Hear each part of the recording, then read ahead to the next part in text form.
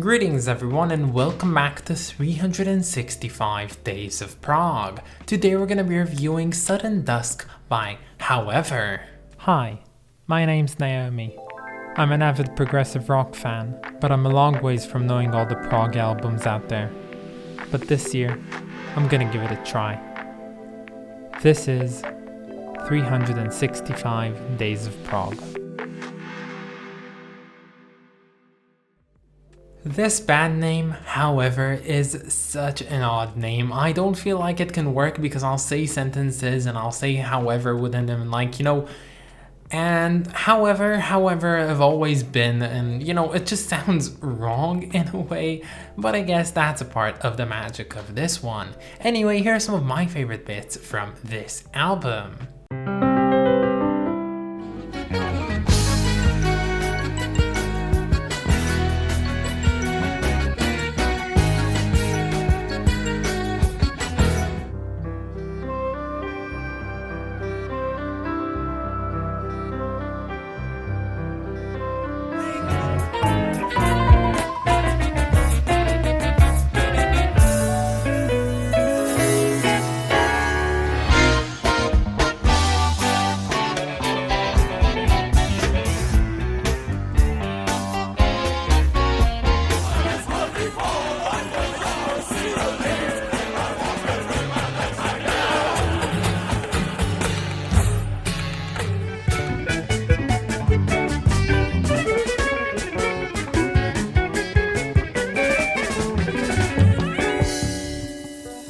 So it seems to me like for the past 3 or 2 days we've been receiving albums that are kinda deceiving in their classification, at least over on the Prog archives. And what I mean by that is, well, back in episode 299 we reviewed Mathematical Mother by Universal Totem Orchestra, and that one was claimed to be a Zool album, but honestly I'd call it something much more like eclectic prog, symphonic prog, jazz fusion, electronic prog, just not Zool in its essence.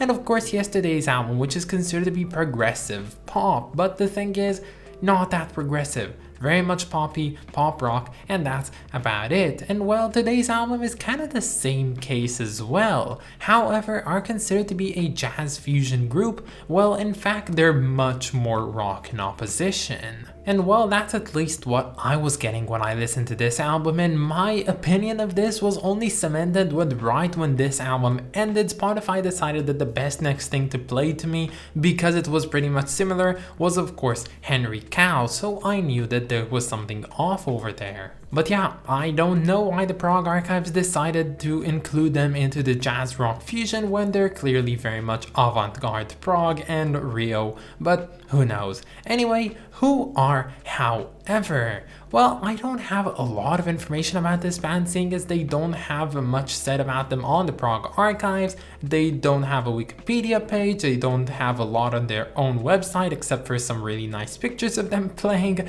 So yeah, not a lot of information, and what I've gathered is from what people wrote about them on the Prog archives, so hopefully I get these things right. So However formed somewhere around the east coast of America, somewhere around DC in the year of, let's say, 1974, but again, not entirely sure. Some people say 1977, so let's say like mid-70s. And this band have been inspired by several different subgenres of prog, which were of course not defined that concretely at the time, but now we know them as the Canterbury scene and of course rock in opposition / avant prog. And when you go deeper into the specifics, you can see a lot of Frank Zappa, Gentle Giant, and of course a lot of Henry Cow in the mix, as well with other influences. But their status as a low profile, weird, and very much unconventional prog band back in the USA in the late 70s didn't really do much favors within them, because they've been writing music since of course mid 70s,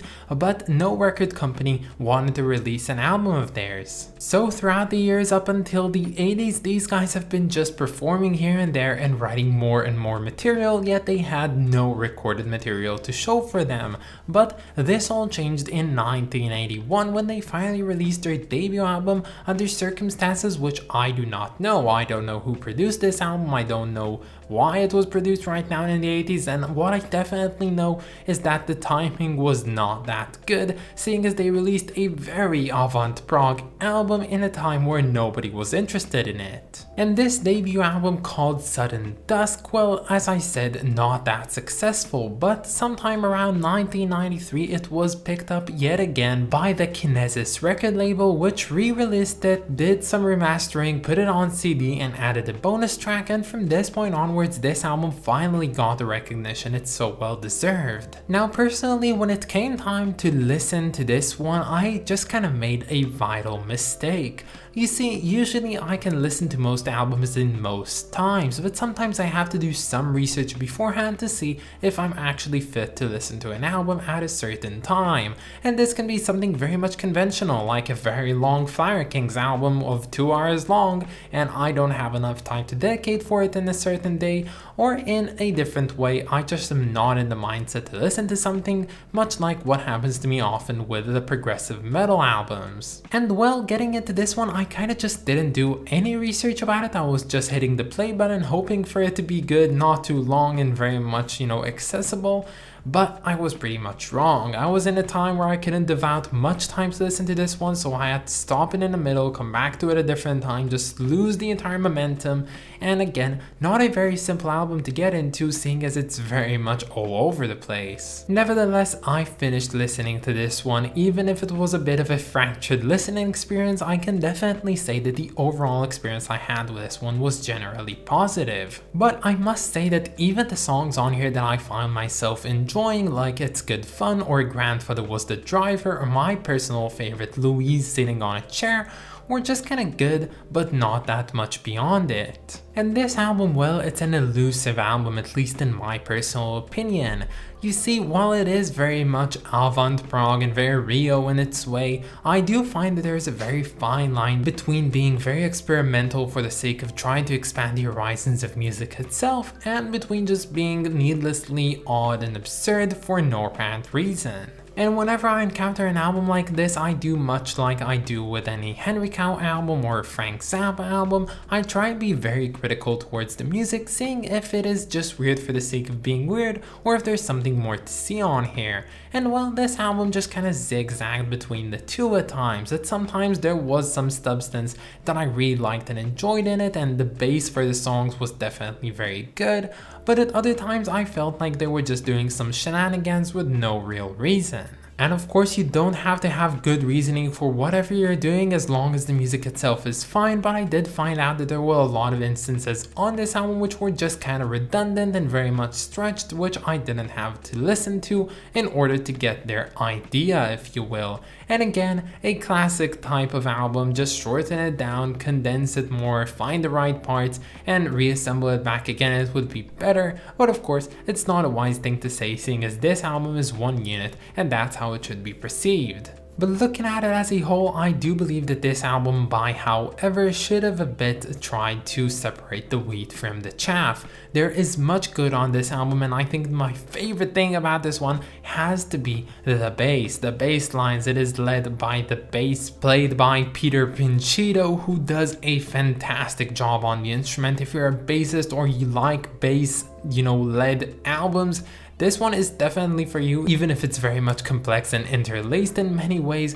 It's just a really good bassy album, but other than that, it was kind of a hit or miss for me, and I think that this album doesn't really deserve that high of a spot as much as many people give it. But of course, music is subjective, and that's even more over-exemplified when you're talking about these types of very obscure and odd types of albums, and well, this is very subjective, and I think that I might be coming back to this one, although I'm not that convinced in it, but seeing as there is yet another one of However's albums, I might as well go ahead and check it out and tick the checkbox saying that I know all of However's discography. So it's interesting because the first time I saw this album cover, I was like, I don't think that it's that interesting and I don't think that I care for it too much. But suddenly, now that I've looked more into it, I realized that there's really a lot interesting going on here, and it has to do with several things. Mainly, firstly, of course, the colors. I love good colors, and I do believe that this one plays very well with the colors on here. It uses a long exposure form of photography to get these really interesting lights or whatever. The field itself looks like it's lit in a very odd way, very uncanny way if you will, and of course the lights in the sky seemingly taken from a thunderstorm and just capturing the light that is emitted from it. It looks very cool indeed, and of course the subtle hints of light blue in here just makes this entire composition something very special. Personally, when I look at this cover, I think to myself that it would even be better if they just laid the text all together and put it aside, left this cover with only the picture in it, because when I look at this one, I feel like I am in that field. I'm stranded, I'm looking at the storm, yet I'm not standing in the storm itself,